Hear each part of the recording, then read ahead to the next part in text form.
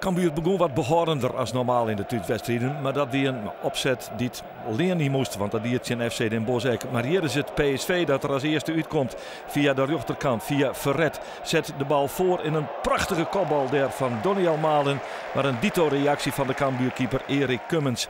Het wie het eerste waarschuwingsvat van PSV. Dan Cambuur, maar de voorzet van de rechterkant van Narsing. Een prachtig schot daar van Kippersluis. En dan kan hij er krek net bij. De spits van Cambuur, Nigel Roberta.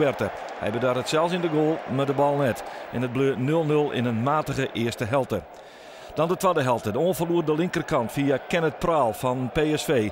Brengt die bal voor, wordt mist in de verdediging. Komt voor de voeten van Laros Duarte en hij kapt één keer en helpt uit maar links. En dan kan Erik Cummins er net bij.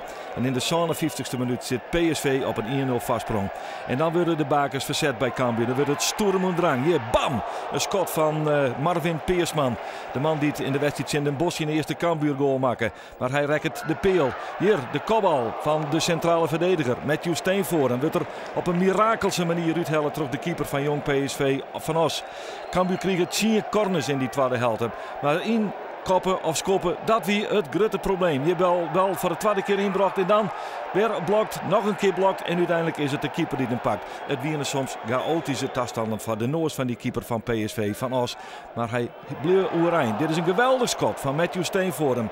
Hoe die keeper die pakte, dat weet hij zelf net, maar hij gaat er weer net in. En zo wordt het staren gewoon frustrerender voor Cambuur. Nog een keer Steenvoorn, weer op de peel. En zo wordt het duidelijk. Cambuur zal deze wedstrijd net scoren. Ze verliezen maar 1-0 van jong PSV. De eerste thuisoverwinning wacht er nog altijd. Nou, na zo'n uur gaan we eigenlijk wel op de goede manier los. Ja, een aantal ballen op de paal, een aantal ballen van de lijn. Ja, dan komt ons chronisch gebrek aan scorend vermogen naar boven. Staat jouw positie nou onder druk? Hoe speelt het hier in de club? Is er over gesproken?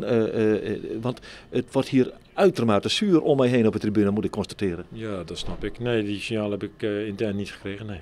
En jij geeft niet op, heb je altijd gezegd? Nee, ja, natuurlijk niet. Ik bedoel, kijk, ik ben prima met de groep. Groep met mij en de staf is prima.